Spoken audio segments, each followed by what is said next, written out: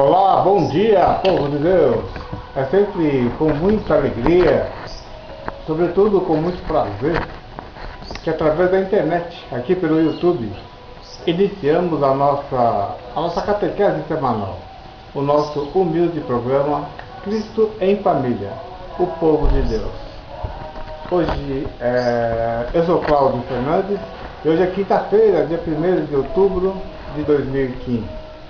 E para deixar assim o nosso ambiente mais amoroso, mais iluminado, com um tom maior de espiritualidade, invoquemos a Santíssima Trindade dizendo: em nome do Pai, do Filho e do Espírito Santo. Amém. Quando invocamos o Espírito Santo de Deus, tenhamos a certeza de que ele vem mesmo sobre nós. Portanto, a partir desse momento, estamos sob a luz do Divino Espírito Santo para falarmos um pouco da palavra de Nosso Senhor, sempre com a intenção de que essa palavra não somente seja ouvida, mas ouvida e refletida. Vamos aproveitar bem esse momento porque você vai ouvir falar de amor. Você há de concordar comigo que, principalmente hoje em dia, é muito difícil as pessoas reservarem um tempo para falar do amor, para ouvirem falar do amor do Pai, esse amor ágape, esse amor incondicional, o amor verdadeiro. É evidente que esse não é o seu nem o meu caso, mas o que não nos torna melhor que ninguém também. Mas com essa atitude de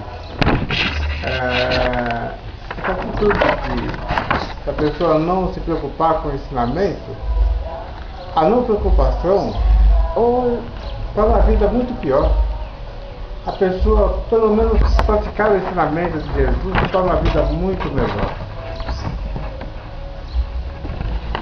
Bem melhor mesmo.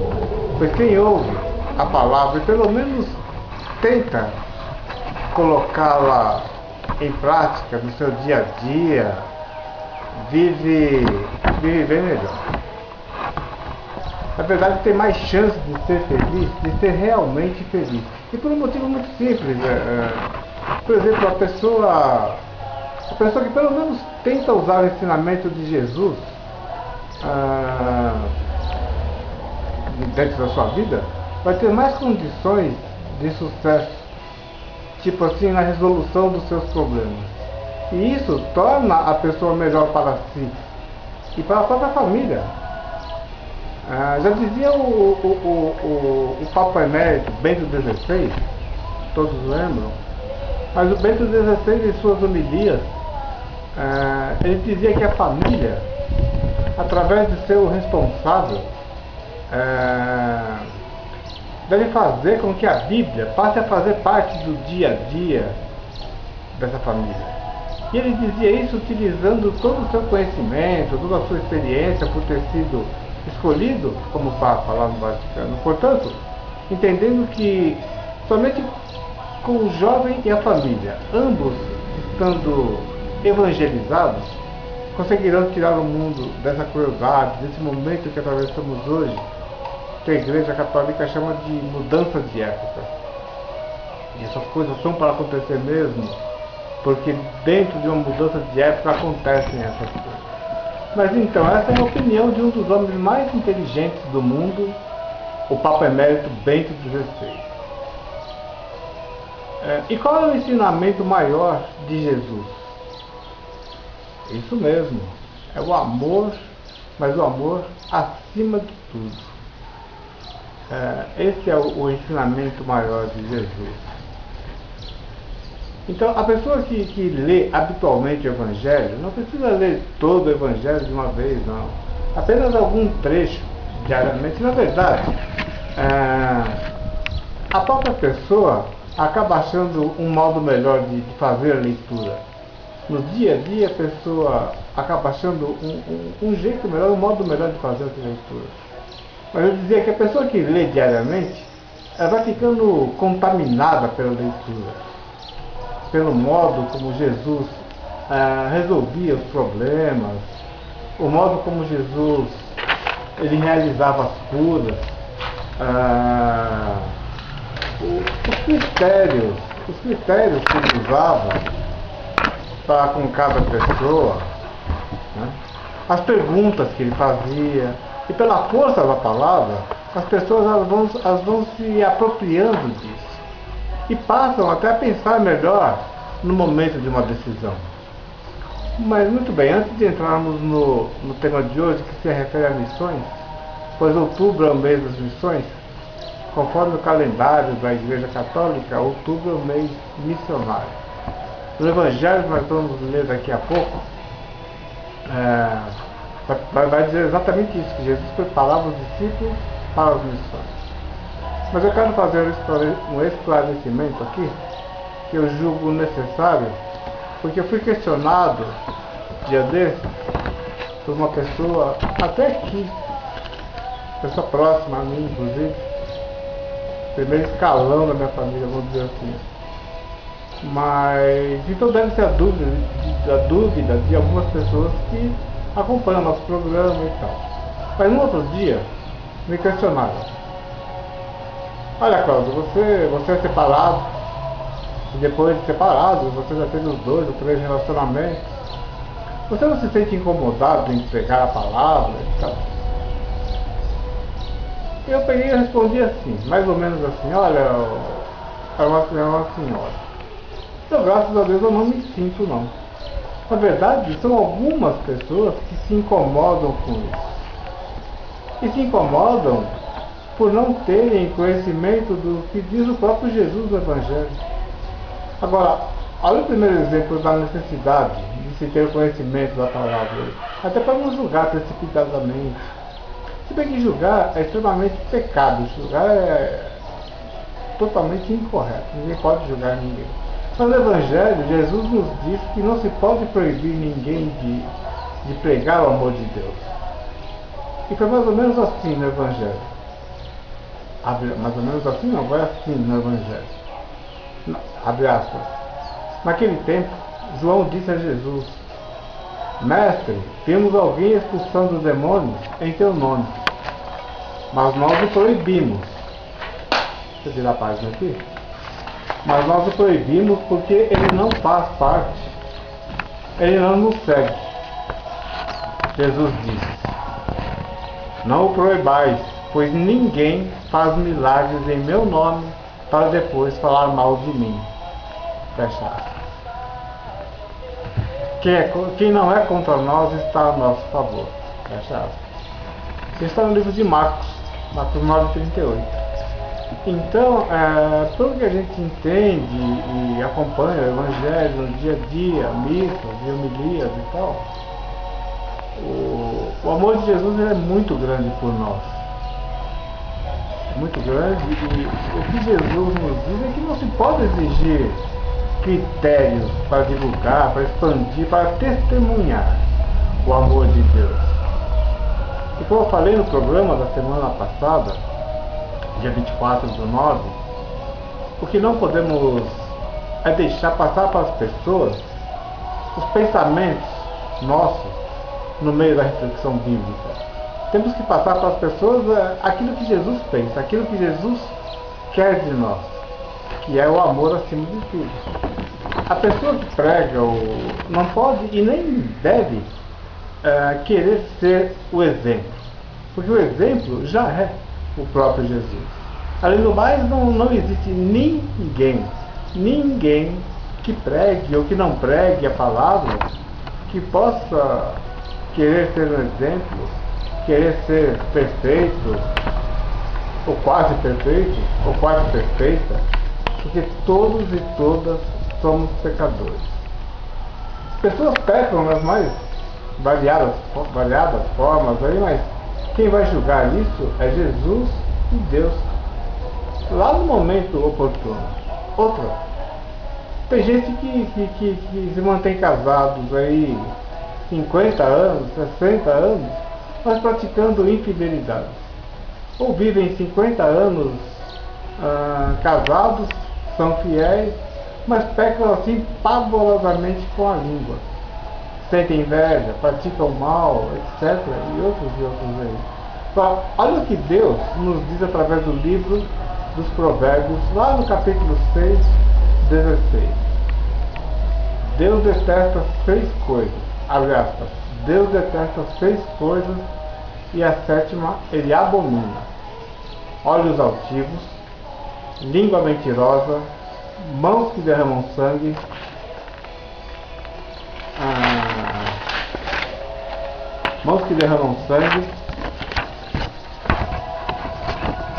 sangue inocente, coração que maquina planos perversos,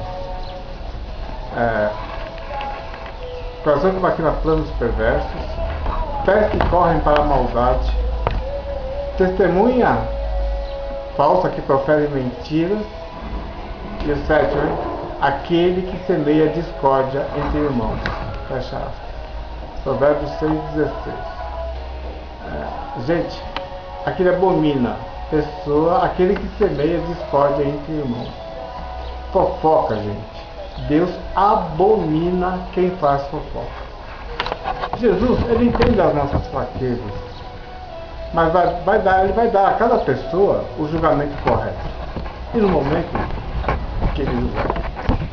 Portanto, não vai ser pelo fato, eu dizia para essa senhora, não vai ser pelo fato de eu ser separado que eu vou deixar de testemunhar o amor de Deus, uma vez que eu jamais iniciei um relacionamento por interesse em algo que não fosse o amor.